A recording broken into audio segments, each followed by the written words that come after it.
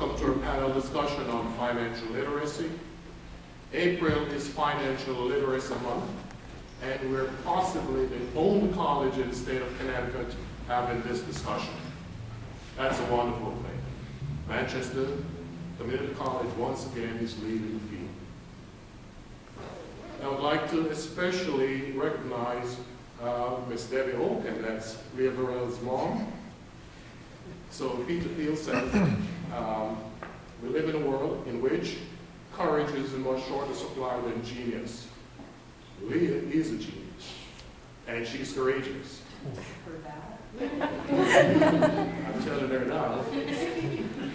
And I tell you what, if Hillary Clinton does make it, she will be the first female president of the United States. Thank you for allowing us to be part of her education.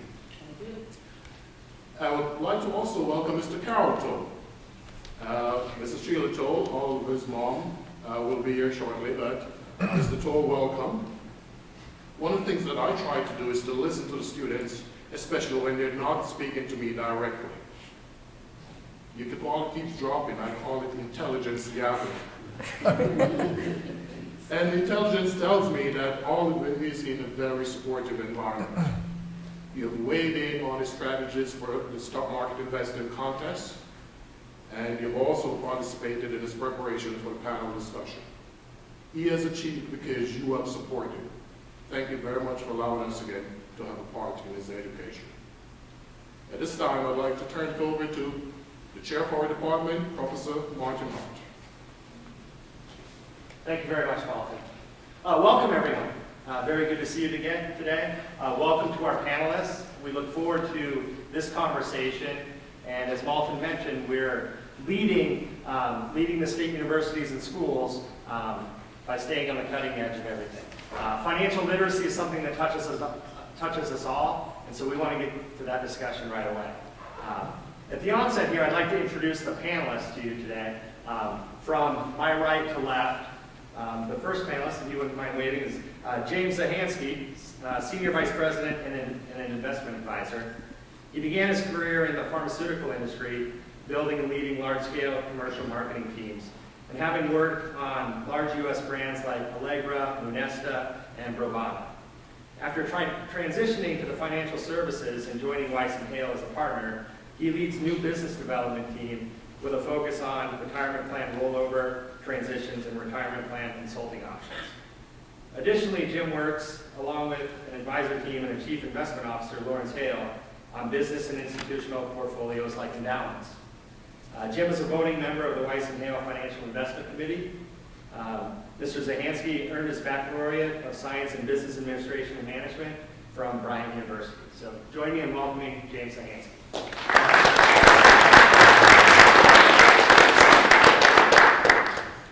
Our next panelist is Claudia LaRocque. She's a professor here at Manchester Community College. She has over 25 years experience in the financial services industry, focusing on retirement planning, financial strategies, and wealth protection, along with helping families and business owners. Professor LaRocque earned her Certified Financial Planner, CFP, professional certification, and the Chartered Retirement Planning Counselor certification, CRPC. She holds all applicable securities licenses, as well as annuity, life, health and disability, long-term care, and variable life insurance licenses. Professor LaRocque earned her baccalaureate in science from Eastern State Connecticut University with a concentration in accounting and a master's degree in taxation from the University of Hartford. Please join me in welcoming Professor LaRocque.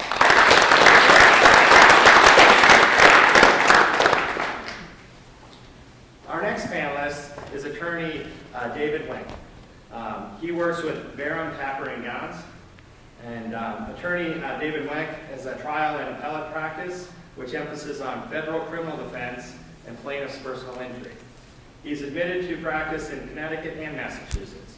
He is also admitted to the bar in the state of Maine, the United States District of Columbia, and the District of Connecticut. The United States District for the District of Massachusetts, the United States District Court for Southern District of New York, the United States Court of Appeals for the First Circuit, and the United States Court of Appeals for the Second Circuit. From 1980 through 1986, David served as the state representative from the 60th Assembly District, which includes Windsor Locks, Enfield, Windsor, and was the vice chairman of the Finance, Revenue, and Bonding Committee. In addition, he served as the town attorney for the town of Windsor Locks, as well as assistant corporation counsel with the town of East Hartford. Prior to joining his current firm, he was sole practitioner at the Wendt law firm in Suffield. He is also a partner in the law firm of Burke & Burke and the law firm of Nicholson & Wendt. In addition, he served as the Vista attorney for Public Housing Tenants Organization in New Haven and the lawyer in the General Counsel's office on the Commission for Human Rights and Opportunities. Attorney Wendt is a graduate of Suffield Academy, the College of Holy Cross in Worcester, Massachusetts, and Western New England University School of Law. Please join me in welcoming David.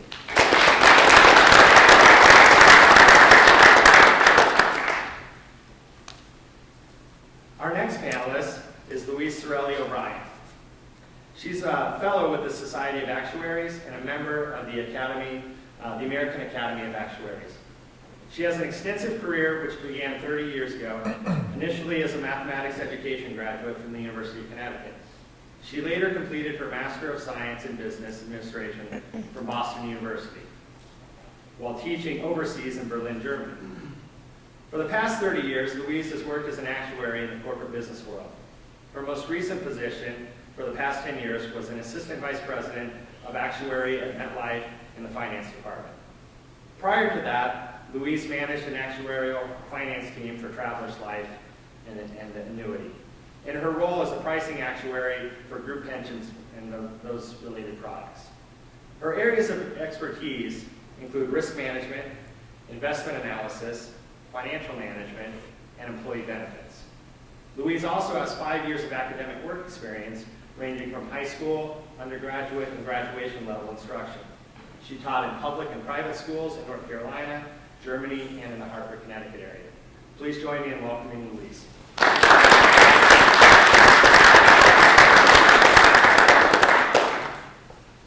And our final panelist is Professor Douglas Dorsey. Doug Dorsey is a professor of business at Manchester Community College. He has been with the college for 18 years. He has taught a variety of business courses from accounting, small business operations, management, and to financial literacy. Next semester, we'll be kicking off our newly formed and created course called Financial Literacy. It's BFN 111. We'd like to see you there. Now back to the program. Prior to working at the college, he worked for McDonald's Corporation, where he was a regional controller for the Northeast region, responsible for the reporting of $350 million in revenue. Professor Doug Dorsey currently owns Accelerated Fitness Solutions, a personal training company. He has locations in Glastonbury and in Collie. Please join me in welcoming Professor Dorsey.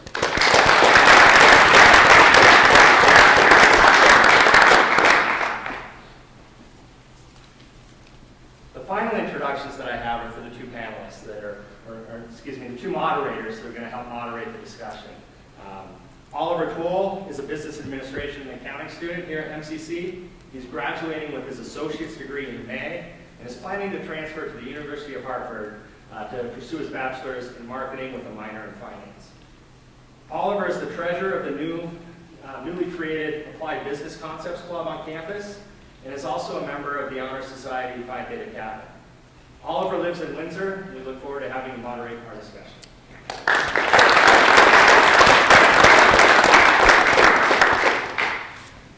And our final introduction before we get on with the program is Leah Vera. She is 16-year-old. Leah is a 16-year-old business management major who plans to graduate in the spring of 2016. After graduation, she will be transferring to UConn to pursue her bachelor's degree of the same major. Leah works at her local library and is an avid reader of stories, old and new. And in her spare time, she enjoys working in the various fiber art disciplines, traveling and playing in the Glastonbury ukulele band. This summer, you probably find her if you visit Old Sturbridge Village, which I think she'll be working there also. Welcome, Leah, and thank you for serving as our moderator.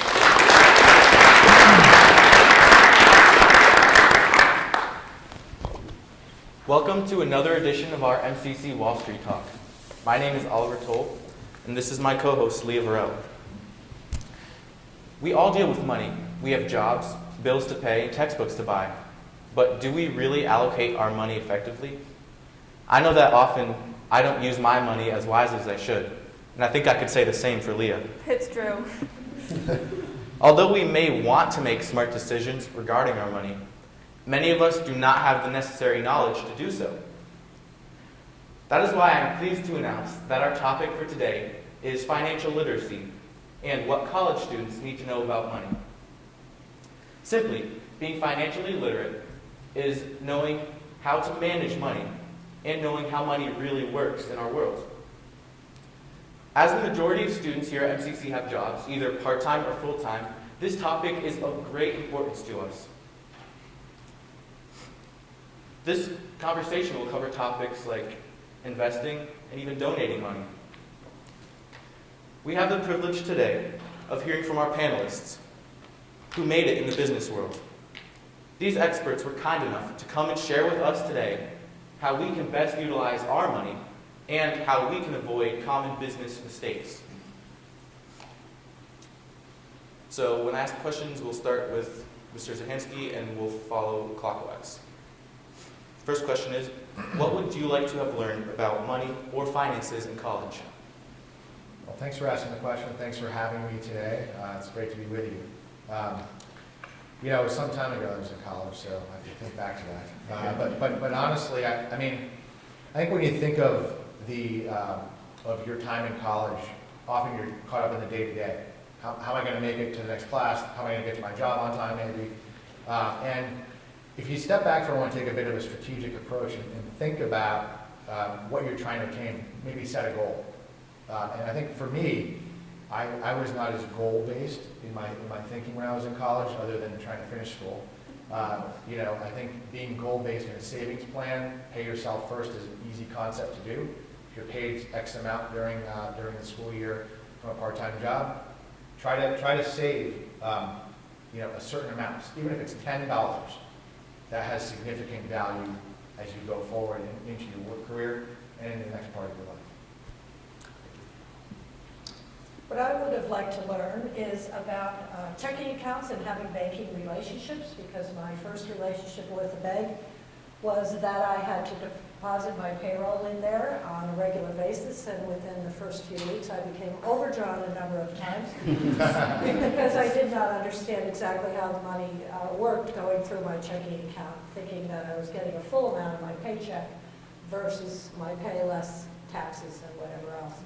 So I think it's important that students learn about banking relationships and how to balance checking accounts. Another area that I feel is very important, having been in banking for many, many years, is with regard to credit, because many times students are extended credit and they really don't know how to handle that. So I would spend more time learning about that as well. Good afternoon, folks. When I was back in college, I have to admit that I was financially illiterate. I have to admit I did not take one business course, one accounting course, one finance course when I was in college. And I sort of look back at that and say maybe I should have expanded my vision a bit. But everything I learned about finances came from some hard knocks experience and sort of self-education as the years went by. And I think the biggest thing that I would have liked to have learned back when I was in college about business and finance is starting to learn how to save money and to start planning for retirement as early as that, because as life takes off after you leave college, there's so many other things going on. I would have liked to have learned how to budget my money. I would have liked to have learned how to, control my spending. I spent a lot of money on common college vices. And I think that if I took that money and put it in a savings account, or even a retirement account, things would be a lot different these days. I agree that banking relationships are really important. The fact that you have a checking account or a savings account is one thing, but going to the bank, sit down with the manager, and get to know that manager, because that manager can help you, even though you may not know all the answers, help you with your finances at the current time and help you plan for the future. Thanks. Well, I actually didn't think too much about finances in college. At first, I do want to thank Professor Hart and Professor Edwards for inviting me today and to meet all of you. It's a pleasure to have the opportunity to speak with you, especially on a lovely spring day. I think my situation was a little unique. My dad died just when I was commencing college, and he died at a young age. And it essentially, I focused on just trying to pay for college and help take care of my mom. However, as I look back, what left such an impression on me in those days was the fact to look towards protection products, and I ended up working in the insurance world, ironically. So subliminally, I think that happened. My dad had been an engineer. He was born in Italy and moved here as a young boy and worked for a typewriter company who moved out of state.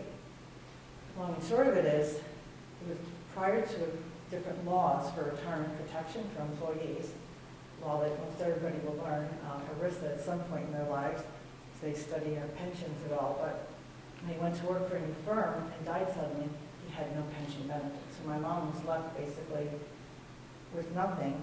And from his cultural upbringing, he had no life insurance. So when I look back, I think about that and the fact that there are monies we need for our basic needs. And that was sort of my education on finances, was just to try to learn how to pay for school and, one day at a time. But saving earlier than later is going to be my theme for the day. And so we'll come back to that in many of your other questions.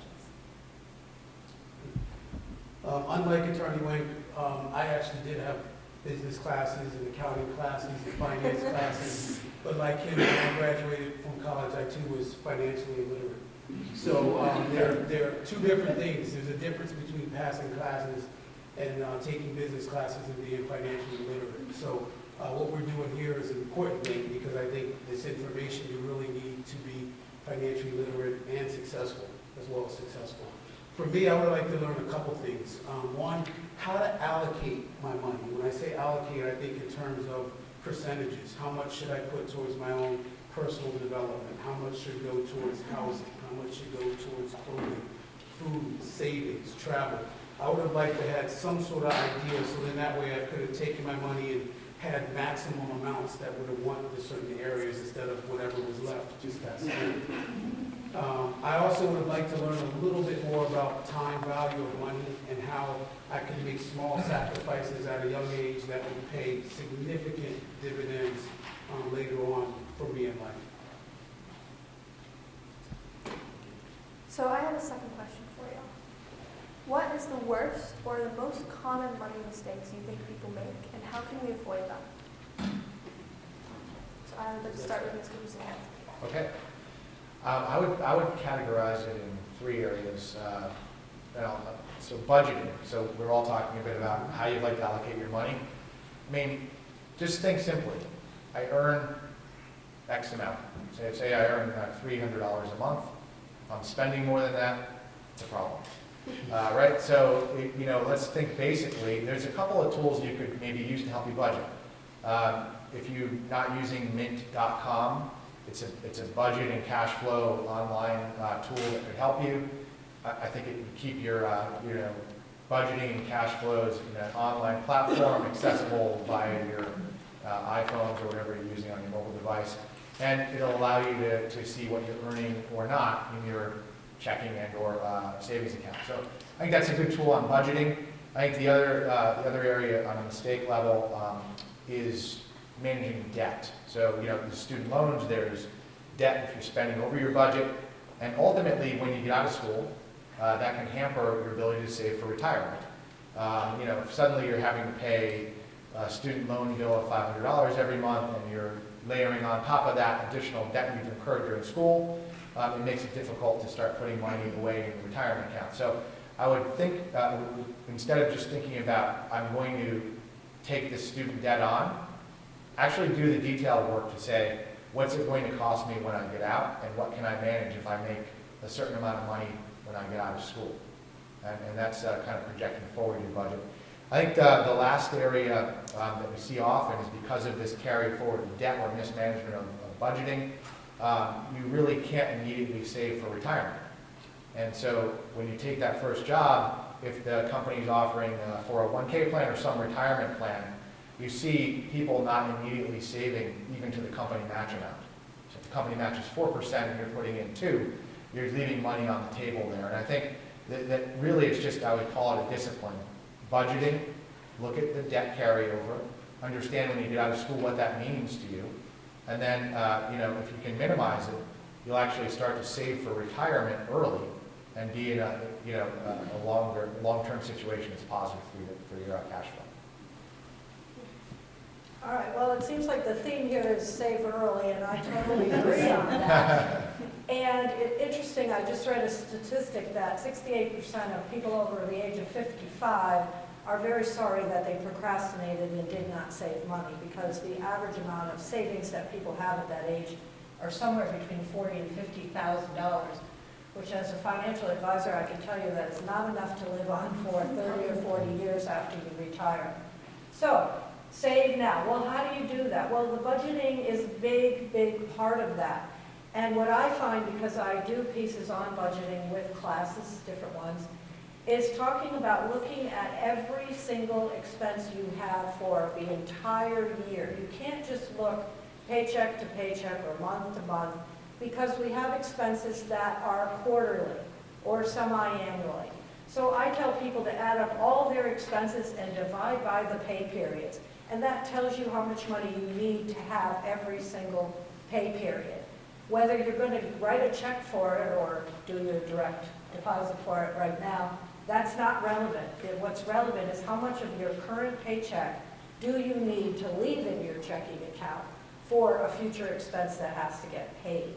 And so again, that's the mistake I see people making, is not tallying every single bill, divide by the pay periods, and then making sure you're putting away that amount of money in your checking account to pay your bills, whether they're due today or not. Thank you. You're welcome. I'm going to answer this question in sort of a different way, just based on my experience. Since 1976, I've been a trial lawyer, and I defend people in federal court that are charged with very serious federal crimes. And the question is, what is the worst money mistakes, and how do we avoid them? And I think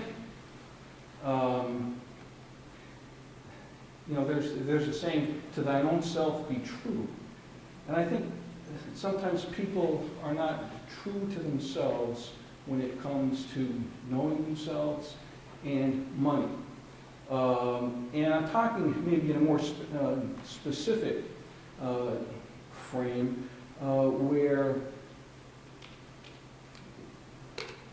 many people have addictions, whether it be alcoholism or gambling. And I've represented people that have suffered from those addictions. And when those addictions are uncontrolled, major money mistakes are made. For example, I represented a gentleman who had a severe gambling addiction, but he was a real smart accountant. And he would go down to Foxwoods or Mohegan and just gamble and make tons of money. But there came a point in time when he started to lose, and he needed money to help gamble. And so what did he do? Instead of getting treatment for that addiction, he raided the company's pension fund. and started to take money from there to fund his gambling addiction. Well, the feds caught up with him, and he got treatment for his gambling addiction in federal prison. The reason I say that is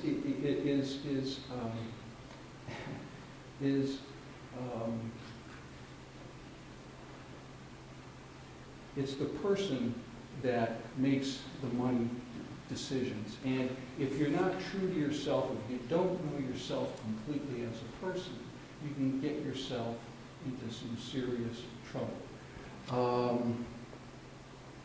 Pay your taxes. I had a guy come in that didn't pay his taxes.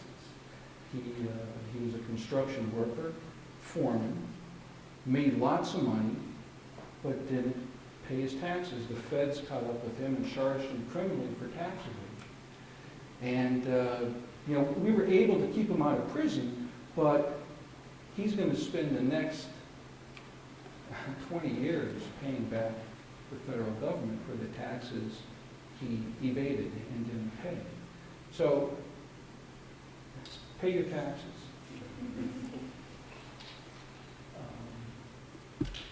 And I guess maybe a non-criminal comment to close is this. What's the worst or most common money mistakes and how do we avoid them? It's basically planning.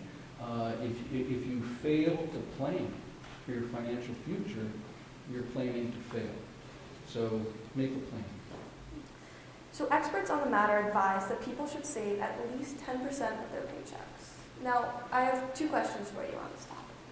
One, how much would you recommend students save from their paychecks for retirement or just adulthood? And two, where should we put it? So I'd like to start with Mr. Zahatsky. Okay, good. I think, for students, so this is around students first. So, you sitting here saying, okay, I've got a lot of bills to pay, I have a lot going on in my life, can I really save 10%? I would say to you, it's a really good guideline.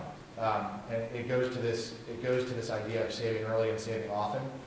And so I would concur with the 10%, but then I would say to you, if it's unrealistic based on your budgeting, then pick a number that you can achieve and do it.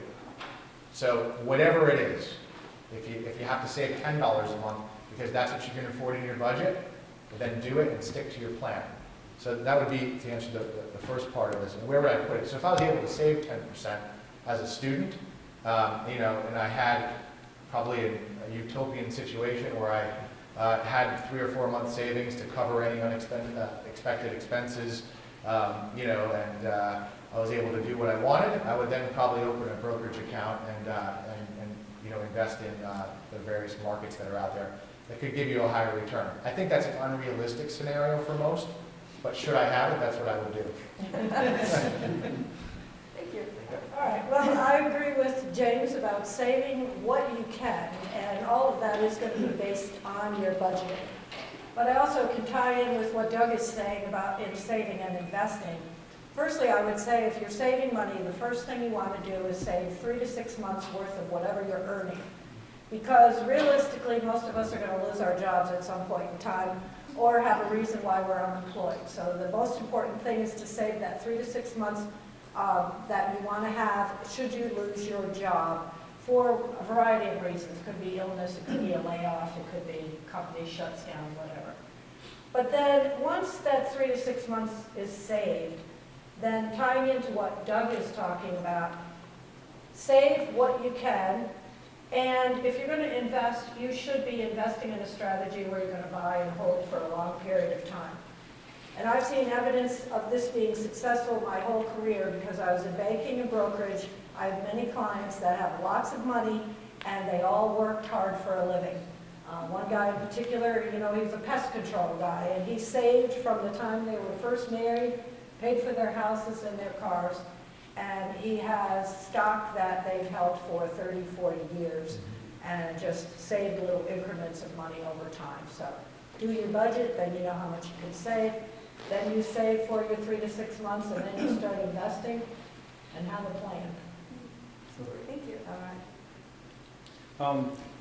This question's a little foreign to me because I haven't had a steady paycheck for 38 years. I don't get paid unless I either get a retainer from a client or I get a settlement in a personal injury case, which means that, I've got to, once that money comes in, I've got to sort of figure out what to do with it. And, the first thing I always think of is that I've got to pay estimated taxes every quarter. So I make sure that, if I get, let's say I get a fee of $10,000 on a personal injury case, I'm going to take 1/3 of that and put it in my estimated taxes, so I have those available when I need to pay them. And then after that, I try to put into my retirement account what I can.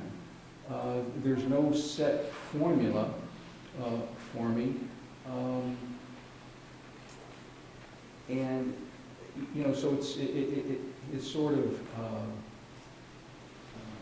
I have to continually sort of reallocate in my mind how much money I'm going to put into certain spots. But as to, once I get beyond taxes and retirement, where else am I going to put it? That's when I check in with my financial planner and try to get his suggestions, because I don't feel comfortable beyond that.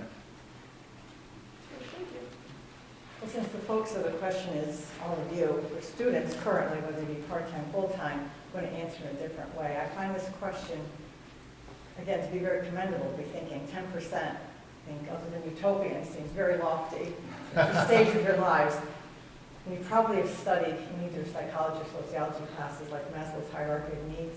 You need physiological needs. You need food, you need clothing, those for yourself and or any others. You need safety, shelter, health care, all that's going on with that in the current environment. So I think, first of all, you have to address those needs. So it comes to the budgeting, address those needs, and then if you are still students for the next few years, you may have student loan debt. And I think I recently saw statistics that there's over $1.2 trillion of student loan debt that comes back to the cost. How are you going to pay that off? So to save, time value of money, being an actuary, that's the first thing, is the time value of money. At 7.2%, your money will double in 10 years. And that's more of a stock market type of horizon, not current interest rates in terms of CDs or banking investments. But I still believe you have to properly assess the Maslow needs philosophy, your student loan situation, if that may be the case, and any other items you need to live on, but then start to look to save. If you can pay things off, for example, some of your student loan debt, and save at the same time and have an equilibrium and balance that you deem and that you feel comfortable with and appropriate, then that's what I believe we should look to. And also the time horizon. I know we've already started talking about retirement from question number 1, which is like question number 5, but you may have other needs in the stages of your life that we've walked through. So you may want to ladder your investments so that you have liquidity and cash available. So you may want to purchase the car, whether it be used versus new. I agree with Doug, you don't need the new one all the time. Or you may eventually need for your own housing. So you may want to ladder some investments and look to do that. And there's certain things you can do with some banking advice. A financial planner is helpful. But 10% is lofty. I think it's utopian at your stage as students and starting off in your lives in different capacities. So I would try to address sort of in a priority order what I've gone through before you can potentially save 10% to be optimal. Thank you. I think 10% is a good number to start with, and I'm going to take the opposite view because I see a lot of you students every day, and I see beautiful shoes and sneakers and hair and clothes and cars and these other things. And if you make $200 a week working part-time and you put away $20, you're at 10%. So I would think that you might find $20 out there if you really look, and if you look really hard. I think you may be able to find a lot more than what you currently are using for savings. I do think that over time you'll be able to build that. So if it's not 10%, as James mentioned, if it's 2%, that's fine. If it's 4%, that's fine. I remember telling my class, next time you get a raise, don't take the raise, right? Use whatever that bump was and use that as your savings because you're already used to living on what you currently make. So there's opportunities to kind of grow it, and you got to take advantage of those opportunities that your employer may offer, which was mentioned earlier, 401k, 403b. I work for this great state of Connecticut, and they put 8% aside for me because they like me so much. About the other it's 8 for me. So I'm already almost at the 10. So that doesn't mean I go 2 to make 10. That means I should still keep the 10% going and try to grow it as well. But the key is to keep it in mind, top of mind, and start somewhere and kind of grow it. But I believe that if you guys are aggressive and if you think about how you're living and where you're spending your money, that you might be able to find at least half of that right now. Absolutely, thank you. I know we've covered this a little bit so far, but the next question is, we know that we should be preparing for our future, but as young adults, we do still want to have fun and explore the world. So should we be thinking about retirement? Kind of answered that, but how should we prepare for it? Well, I think my view on it is I would contend there's a theme that we're all kind of talking about. It's really about being disciplined, right? So I think you can have fun, maybe explore some of the world, and save retirement. So it's an and, not an or here, because I think if you do it within the context of your budget and your own means, that you can do it. I'll give you a reason why you want to do it. If you were to start, graduate from here, get a job, your first job, there's a retirement plan within that job, 401k, just say, put $100 a month in. Doesn't sound like a lot. $100 a month for 40 years. And you compound that at 8% over the 40 years. It's about $450,000 that ends up at the end of the year. You're now 55, 58, and you have $450,000 that's done in a pre-tax retirement account. Contrast that with 10 years later. So instead of starting at 22, you do it at 32. It's worth about $250,000. That's why you do want to find a way to do both. Yes, and I totally agree. I actually have similar numbers. So do I. Good, it worked. Because of the procrastination factor, because we do tend to do that. And the best place for you to get started is when you get that first job, is to sign up for whatever retirement plan they offer, even if you don't plan on staying there long term. Because in most cases, you can put away 1, 2, or 3% of your pay, which is not quite 10, but you can do some other things to do the 10.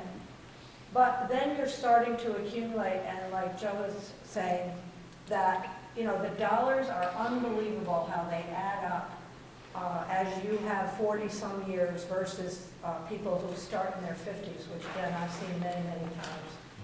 So start early, use your retirement plan at work, because you can carry that with you to other places. Thank you. Yeah, I mean, as young adults, you do want to have fun and explore the world, and you're probably going to feel that way when you're 60 or 70 as well. So, I've got 2 sons, 27 and 25, and I encourage them to start saving for retirement now, and don't procrastinate like their father did, because I've had to play a lot of catch up, and it's not fun. So I think the earlier you start, the better off you're going to be. Thank you. I definitely agree with that. Since I'm an actor, I didn't do any numbers, so you got to But let me give you a little broader perspective on the retirement. Yes, you do want to save, again, going back to my other priority list. If you can set something aside because of the time value of money, which James so kind of illustrated in his example. Again, 7.2% is going to double every 10 years. So just think about whether you're putting in, 100 a month, 500 a month, whatever it may be, ultimately. But for retirement, just to give you a little broader picture, being that's the area I've had a passion working in my career, talk about this three-legged stool to retirement. And each leg's a little wobbly, so that's why you want to start saving. There were, and there still are, private pensions. And that came from the onset of World War II with labor unions and the fact that, we're only like machines. We're going to depreciate over time. So we need a deferred wage. So they established a lot of plans. At the time, they were very, very paternalistic. A lot of large corporations, like my former corporation, MetLife, had these way back, a lot of others. However, over time, in the 1980s and 90s, a lot of companies had to terminate these plans or cease a lot of the ways they handled it because with more onerous regulations, it gets quite costly to have all these private pension plans. So you'll have things maybe from the employer now a 401k savings investment where the onus falls more on you, but they're still excellent, whether it be the 401k pre-tax or Roth related after tax. So, it's there, but it's not like when it was initially designed after World War II. So that leg is a little wobbly. Then we've got Social Security. We hear a lot about that in the news. I firmly believe it will be there in the future. I think the parameters of Social Security will have to be revised to ensure that there are money sufficient. And the reason is, if you think about when it was begun, we had demographics in our country that were sort of like a pyramid. Think of the base of the pyramid, where they were all the working employees. So folks like yourselves working part-time now, or coming out of school, you're going to work. We had the retirees at the top, and so it's pay-as-you-go funding. It's not pre-funded. So you need the working population to help fund the retirees.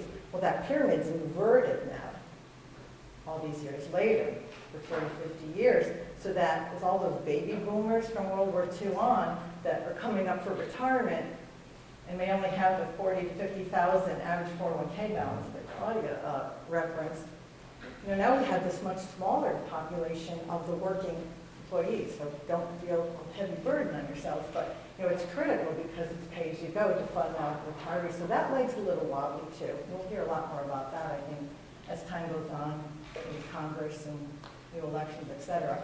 But then there's the third leg, which is personal savings, where again, the onus is totally on you. So the sooner you can start, the better. Americans are not known for their savings. We've heard stories, spending, the cars, the house, the nice clothes, shoes, et cetera. But it's critical. So each leg's a little wobbly. If you put them all together, and I believe there'll be some form of a pension, depending on the company, you may work for, and if you're self-employed, there's other things that financial planners can advise you of. There will be Social Security, but again, parameters may change. So there won't be normal retirement age 65. Even my Social Security doesn't have normal retirement age 65 because of the way the cohorts, they have to extend it. Like mine is 66, and it keeps extending outward. And then the personal savings. So definitely, if you can begin to save and get that leg a little sturdier, you'll have a more firm foundation for when you ultimately can envision your retirement and still enjoy life as a retiree, hopefully. Thank you. Should you be thinking about retirement now? Yes. And I think the example that James gave was perfect in terms of if you start now, you'll have much more than those that procrastinate and do it for 30 years, but 10 years later. But I also think that you should be thinking about exploring the world. And I think once you get out of college and you're working full-time, that there is enough money if it's allocated properly. So the world has changed a lot in the last 50 years, I'll say. But even in the last 10, it's very big. And if you don't have awareness or exposure or don't develop yourself and educate yourself on what's going on outside of your small world, then you're missing something. So I think you should look to explore the world and detach from the technology and make that part of your daily or at least annually, at least at some point in time, do that. So I think they're both important. Thank you. Excellent. Which do you believe is more important or beneficial? An in-depth knowledge of a few areas of finance or more broad knowledge of a larger spectrum? Start with Mr. Tansky, please. Okay. I would say that it really depends on what you're trying to achieve in your life, right? So if you're someone who's interested in finance, you want a career in finance, you want to be the chief financial officer of a company, then you probably need to get a broad base of experience. You need to know about treasury, accounting, financial planning and analysis. You need to have skill sets in each of those if you're going to be in that type of a role. However, if you're going to be disinterested, if you sit here and you say, blah, blah, blah, I don't know what these people are talking about, I don't care, right? The thing I would implore you to really care about, narrowly speaking, is your own finances. Understand it. We've all seen examples where, we've even done some here today. We may not know all the answers, but the thing you should know about is how much money you have, where it is, and what it's doing for you. And is it helping you meet a goal? And that's, I would say to you, if you're disinterested in general, be very specific knowledge of your own finances. If you really love finance, gain a broad skill set so that you can accelerate your career and perhaps advance to a high level in finance. Thank you.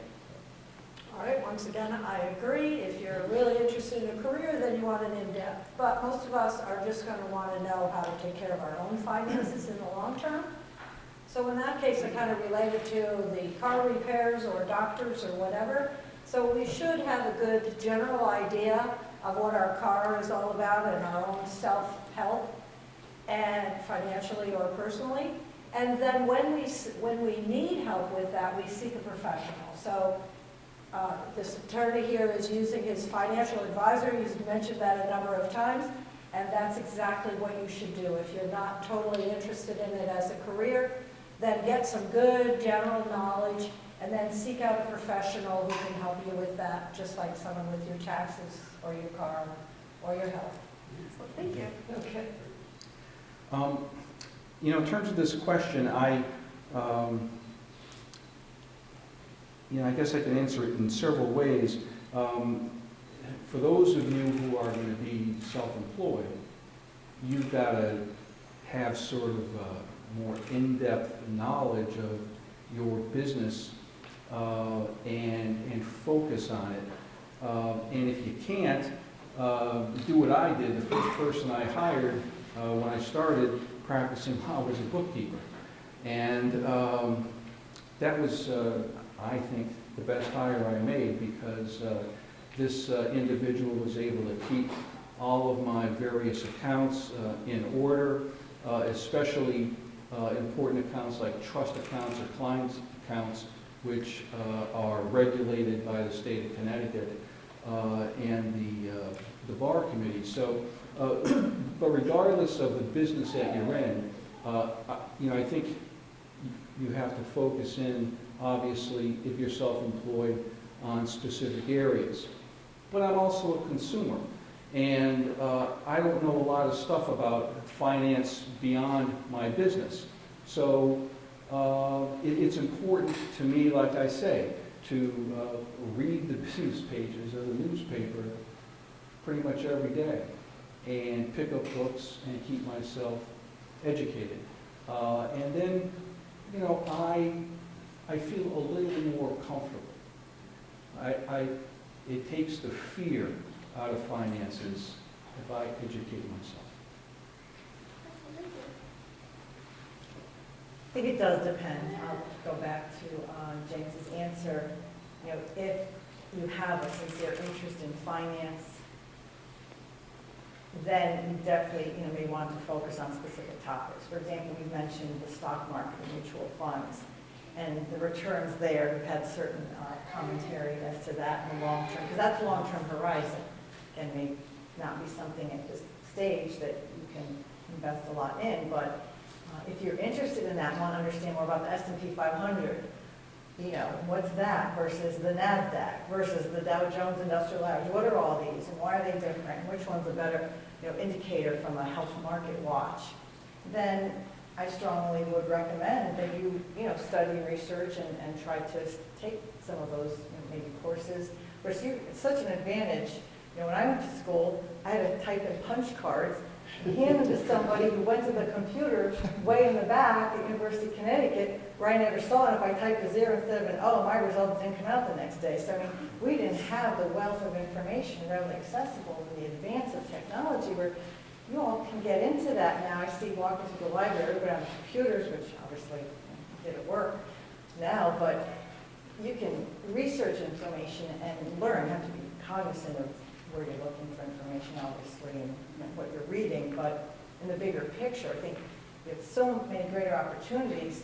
So I strongly endorse that, if you're not interested in a specific aspect of finance or as a career, to be a CFO or actuary or professor of finance, then again, educate oneself so that you're apprised of your own situation. And comments I've made, true cost of financing, what does that mean? What am I paying? A variety of information from a consumer finance perspective would be so beneficial. So I think that's critical regardless, and you have the wealth of data available to you to appropriately learn that. Thank you. I think some broad information and knowledge will be good. I think eventually you're going to need professional help. And if you have a broad knowledge of information, then you know how to ask questions. So you're not going to know all the details and all the ins and outs. And I know, I thought I was pretty smart and savvy and had a master's degree in finance, but when I met with a financial advisor, everything was in a straight line now all of a sudden in terms of kids going to college and saving for it, and retirement, all those things. Right.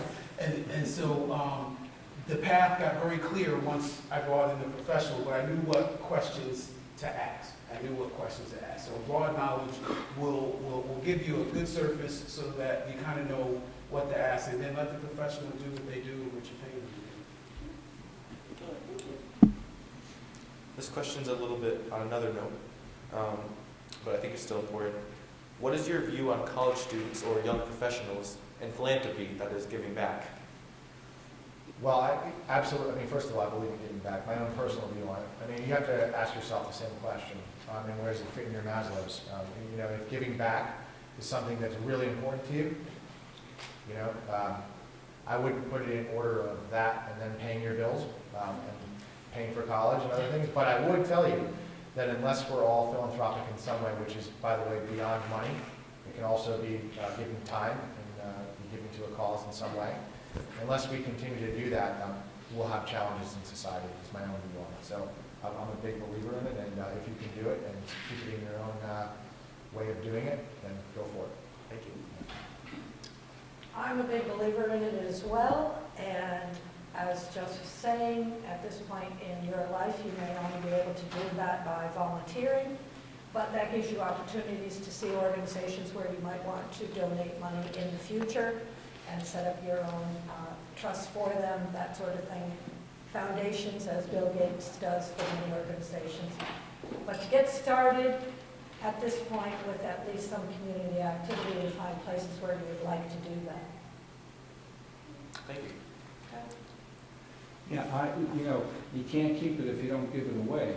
And I think what I mean by that is that as college students and beyond college, you become professionals. You're sort of in the upper echelon of society, and you didn't get there on your own. And there's people that don't have this opportunity. And those are the people that we need to reach out and help, because there are brothers and sisters in this community, and whether it's philanthropy by giving out money or giving them your time to participate in community programs, I think that makes us a stronger community and a stronger society, and I would encourage you. Thank you. I found this to be a very interesting question. Again, I think altruism is commendable, and I appreciate the fact that when you ask this question, I don't want to be redundant. However, from a personal perspective, it may be challenging stage of your lives to do a lot of philanthropy from a monetary perspective. So the volunteering is critical, and then all kinds of things, and just helping your neighbors, and charity events, and boys club, girls club, and mentoring. Sometimes it's little things that you don't even think about that you're actually doing to help someone. That's so cool. But I'm a strong proponent of philanthropy. I firmly believe that corporations must be socially philanthropic, and I actually look at that in terms of making investments and things of that nature, because I believe that's critical to our local areas, our state, our country, and our society, and our global situation. That is critical. But anything you can do to volunteer, like I was a teacher when I was working at Travelers, and being my avocation is singing. There was a nice program right down the street from me, so I was working. I think I'll have to work all day, but there was this program called Footlights. Actually, the person now in charge of the MCC Foundation headed up the Footlights program in Hartford, so I was able to go down the street and work with high school students when they came from class, before they did their singing and their dancing, which I love to watch. Tutored them in reading and math and history and all kinds of fun things. And to me, that's what it's all about, is the giving back. So if you can't do it monetarily, at this stage, just whatever you can do to help someone is so appreciated and such a necessity. Thank you. Should college students engage in philanthropy? In terms of giving money away? Hell no. I'm totally not for that. You don't have money, you have time. All right? And time's more important than money. All right? I think what you should be doing is, in terms of philanthropy, is investing your time in a cause that you believe in. And honestly, I don't think, not trying to pick on you, I don't think college students do that enough. Right? If we rewind the clock, again, back 50 years ago, college campuses used to be a hotbed for social change. Right? Civil rights, Vietnam War protests, all types of things going on. And you look out at society now, we've got the Supreme Court about to rule on gay marriage. We got the Koch brothers saying they're going to put $300 billion into this next election. You got people dying in the custody of police. There's all these topics that are out there that I'm sure there's some of them that get you a little bit fired up or somehow has your interest. And I think you should be focusing your time on those topics that are important to you, as well as having the approach that you can make a difference. Because, again, going back 50 years, had those things not happened, a lot of them started on college campuses and grew from there, this would be a very different society. Right? And I think we've kind of gotten away from that as far as colleges. We think of it as a way to a better life. It is a way to a better life, but there's also kind of like a social responsibility that young people in society have. And I think if your voice was more heard and you used your time in that manner, that we have a much better society. Thank you. Our next question is, what is the most important piece of financial information you think everybody should know? And starting with Mr. Zansky. All right. I'll probably answer this by saying I think that you have to take ownership of your own personal situation. So let's just go back to budgeting where I started today. Find the right tool that works for you. We don't live in a world where information is not forthcoming. It's a virtual world. We say things like checkbook, you say online banking. Okay, if your online banking tool isn't giving you a budgeting and cash flow tool, then use mint.com. Use something that's relevant to you. So find the right tools, set a budget that includes savings, and when you do that, I think you'll find yourself, as you progress through your life out of this library, into the workforce, into whatever part is your next life, you'll find yourself in a much stronger financial position if you start that now. So find the right tools is my answer to that question. Thank you. One of the things that we talk about in the financial services industry a lot is it's not about the actual investments, it's about the process. And so what I would say is the most important thing is for you to think about this now, and you put together a plan, even though you're saying, well, I have a part-time job, and how can I budget, and whatever. If you have some kind of plan now, you get in the habit of having a plan, and looking at saving regularly, and setting goals for yourself, and then long-term, you're going to be able to do that. So if you have a process and a plan, it's not about the investments, the actual investment that you choose. It's about the process that you use to get there. Thank you. Yeah. It seems to me that you've got to take personal responsibility of your own finances, because no one else is going to do it. And what I did, I brought along some books that have really sort of helped me with some financial issues, and I just recommend them to you. Jean Chatsky is a good person to read. She talks about debt. Pay it down. If you put aside $10 a day, if you're in debt, you're going to be able to pay that debt down after a while. She put together another book, which is sort of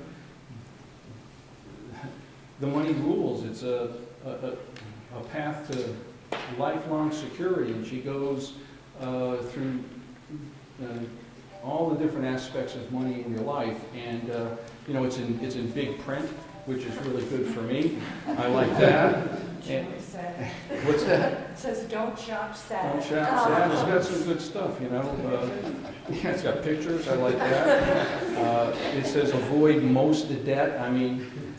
Like credit card debt or auto loans, but a mortgage is not a bad debt to have. And then for us that are, a little over 50, and some of the students here may be over 50.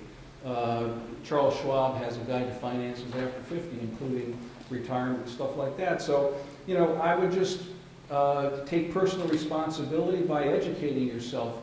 Look at these books, read the newspaper, listen on public TV to the business news, things like that. And it'll help you, I think, feel a lot more comfortable in the financial world because it's helped me. Thanks. Thank you. Well, I believe we've commented a lot on much of this, and the main thing is to be aware of the budget, the planning. What are your needs?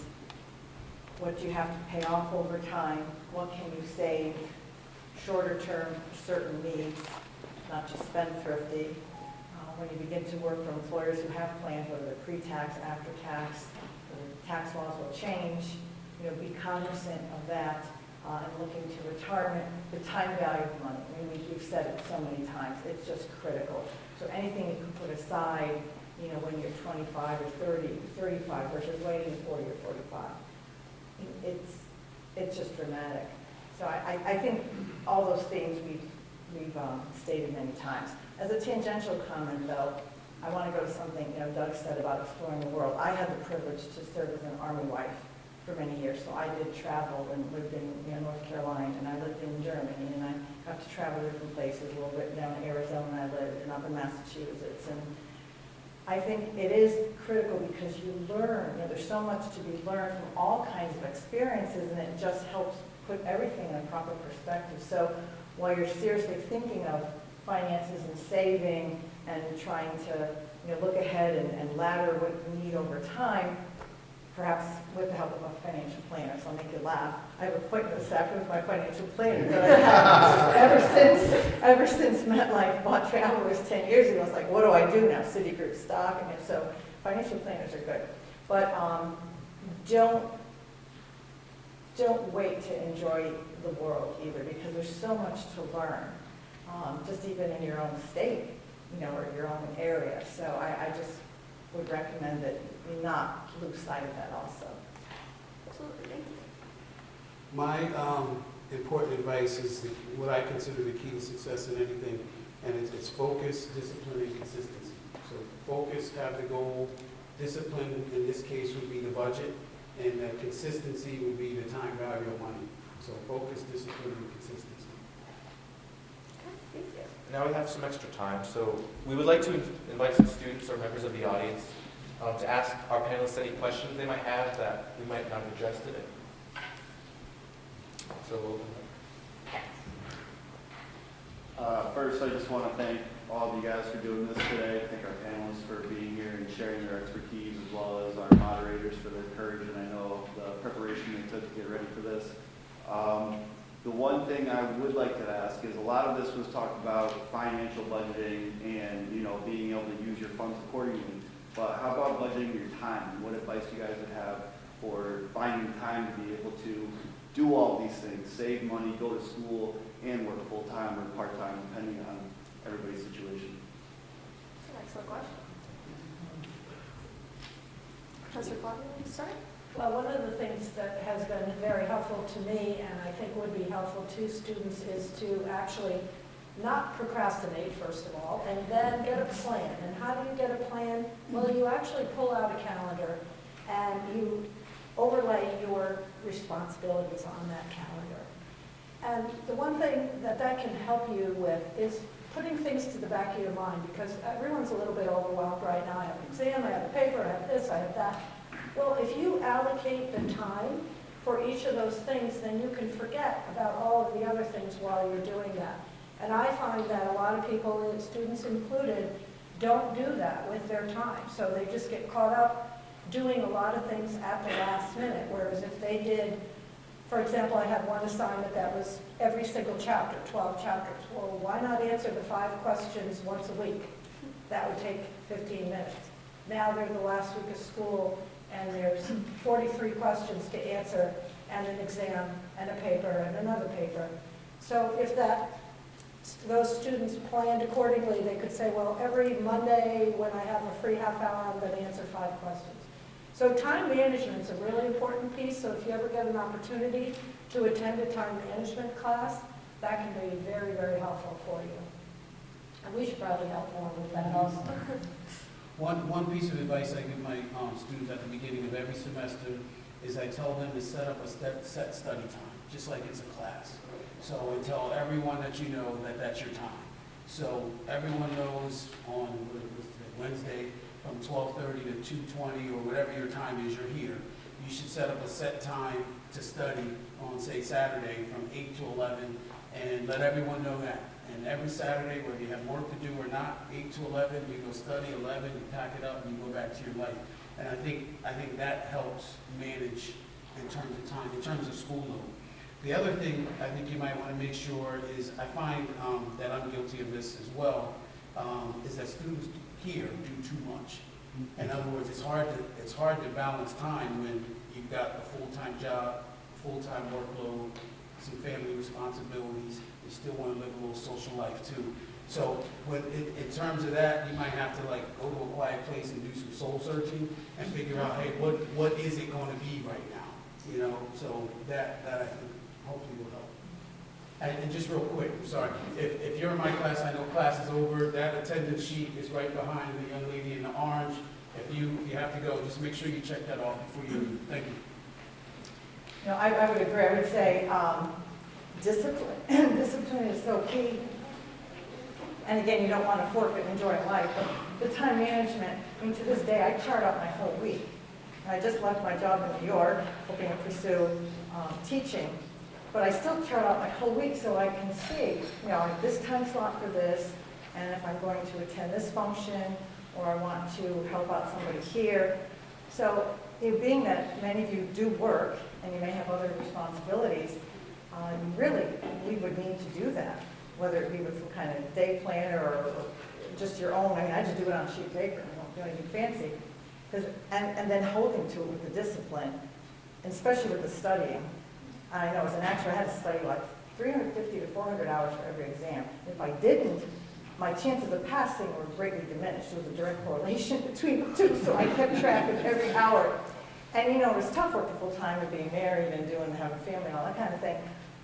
But so, as Doug sort of said, depending on your stage of life, discipline, it's not a bad thing.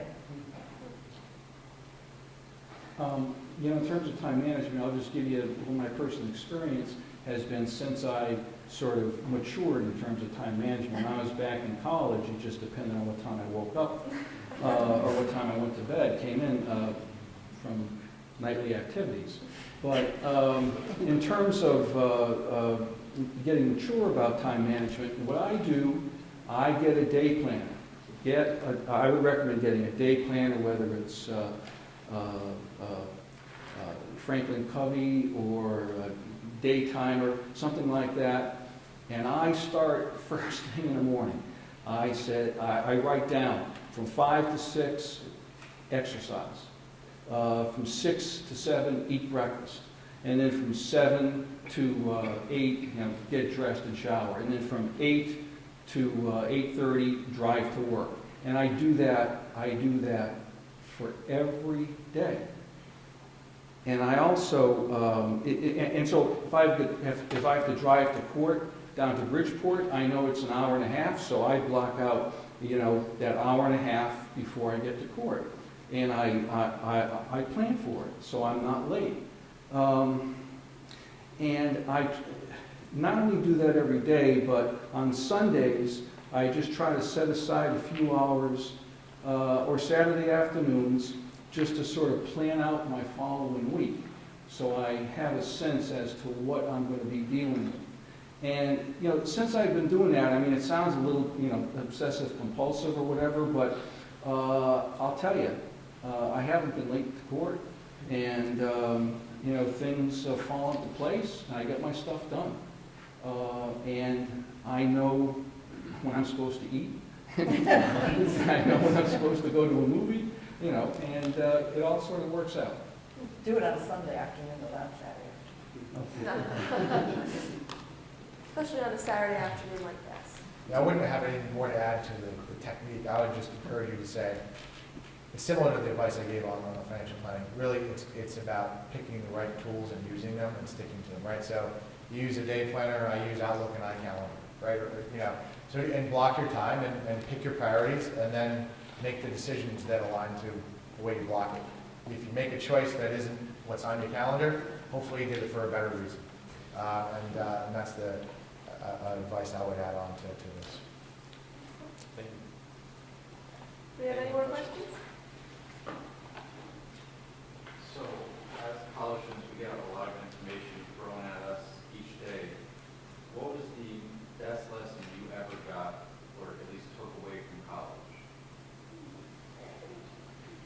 Well, like I said, save early, save often, drink early, drink often. No, just kidding. On a real serious note, I would say the skill sets you start to accumulate in college carry on. So time management is it's the same stuff that comes at you in every phase of your life. The priorities just change. So what you are building the base of foundational life skills now, about money and time management, they still get challenged at whatever phase you're in, but realize that you should start building the skill base now and adapt it to the needs that you require in your life. And so I learned that. I'm still trying to master it. I'm not sure mastery is possible, but I'll try.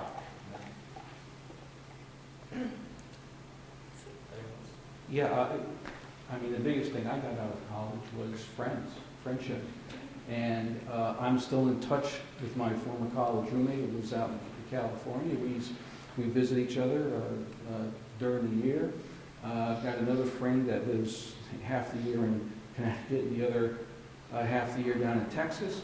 And we're in touch like pretty much every day on the phone. So that may be a little extreme, but the thing is, you develop these friendships. And to me, that was the most important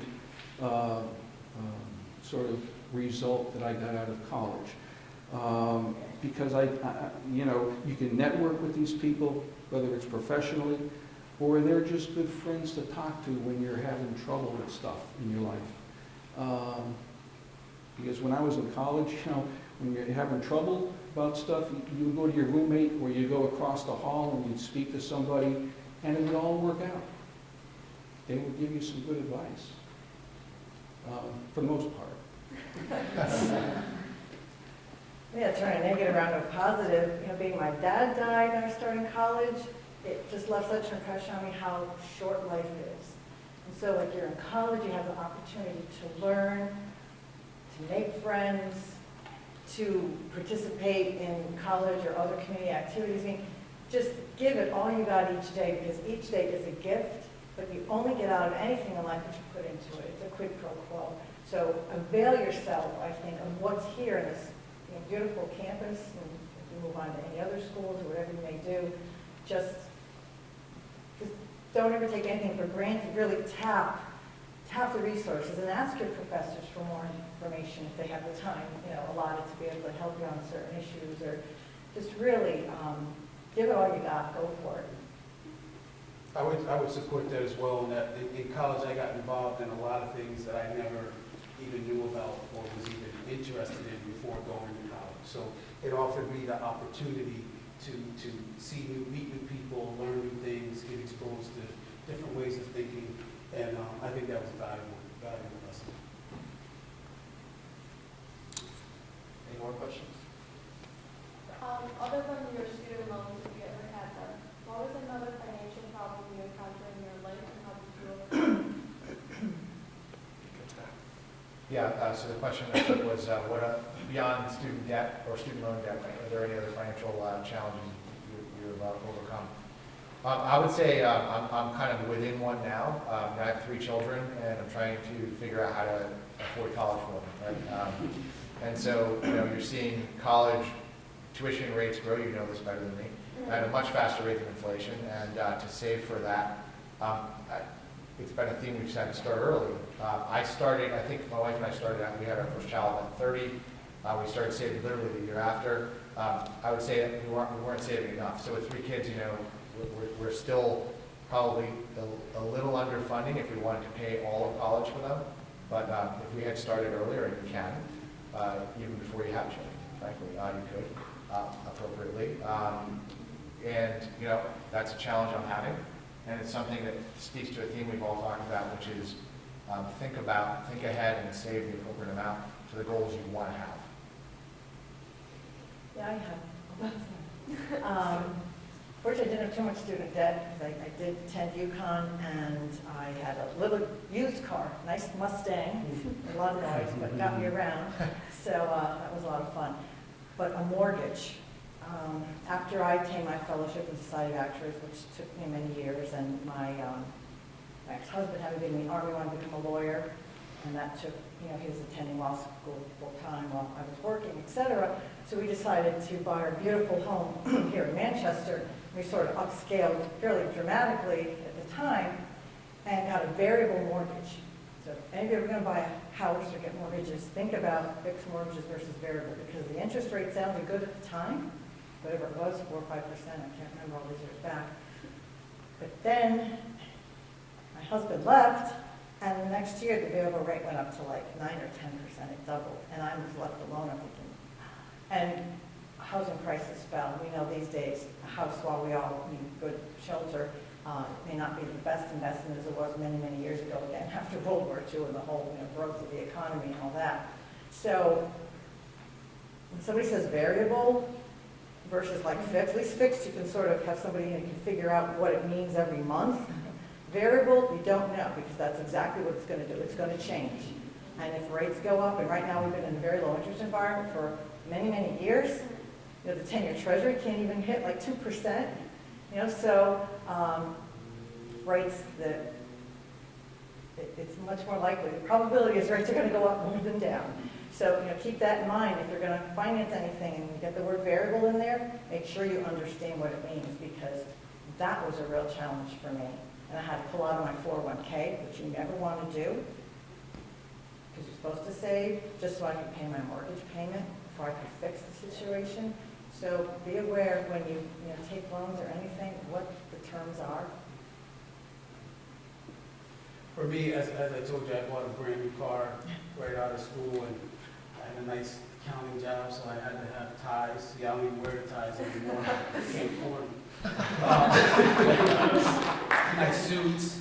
And I didn't, to me, and I walked out of school with no debt. I went to school on a football scholarship, so I owed absolutely zero money.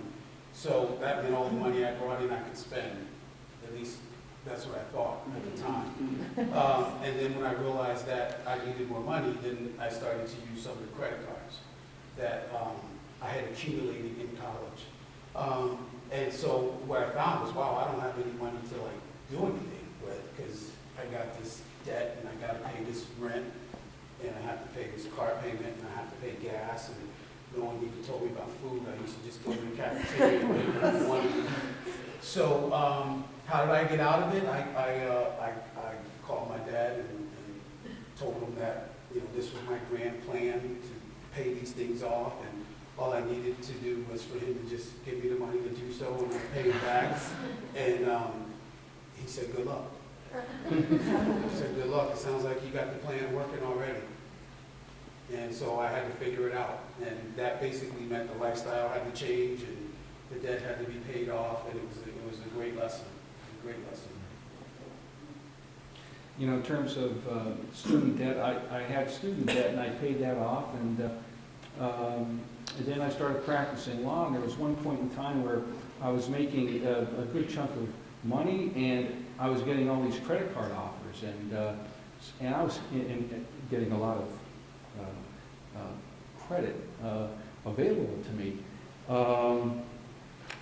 And I guess I just sort of, I don't know, greedy's not the right word, but I lost my sense of self, and I got into some credit card debt, because what happened is that then, you know, my income fluctuates over a course of time, and when it was good, I was getting the credit card offers, but then it sort of dips a little bit, and then I've got to start to come up with money to pay off the credit cards. And so there was a period of time in my life where I was saddled with this credit card debt, and it really, really was a terrible experience. Because I'm kicking myself. The money I had to pay for the credit card interest, I could have been putting into retirement or some other form of savings. But, you know, I was able to discipline myself and to scale back my lifestyle a bit and come up with a plan to pay down that debt, which I did. And it made me feel a lot better about myself after I got that done. But that was, it was a terrible, terrible experience. I did not have student loan debt, but I had it because I was working, and they paid for 80% of my education, which a lot of employers don't do now. But I did have tons of parent loan debt because I put both of my kids through college, and one went to UConn and one went to Tufts. And I went into it blindly. I was a single mother, and I just wanted them to get the education right out of high school, because I did not. And they saw me go through that agonizing process of, you know, going to classes at night and working and whatever. So I said, I don't care how much it costs, go where you want to go, we're going to get this done. But it was a very, very scary time once they both finished college, and unbeknownst to me, the last year of college, they raised how much I had to pay, because I only had one child in college, and by then I was up to here in that debt. So it was very scary, but like the others, you have to have a plan and discipline yourself, and part of the plan was my home that was sold with some equity, and the rest of it I just plugged away at for about 15 years and paid it all off. But it was worth the money. Worth the investment, I should say, because they don't ask me for money. They never have, and they will not. I think that's the last question. So we would like to thank our panelists for their time and congratulate them for all their career achievements. And Leah has something to finish us off. So furthermore, we would like to thank you for spending your valuable time to tell us all of this great information, because it really is things that we and everybody here needs to know. So I would also like to thank our videographer, John Murray, and I would like to thank Manchester Community College and the Accounting, Business, and the Paralegal Department for facilitating this conversation. I am Leah Morrell. And I am Oliver Toll. Until next time, thank you and goodbye.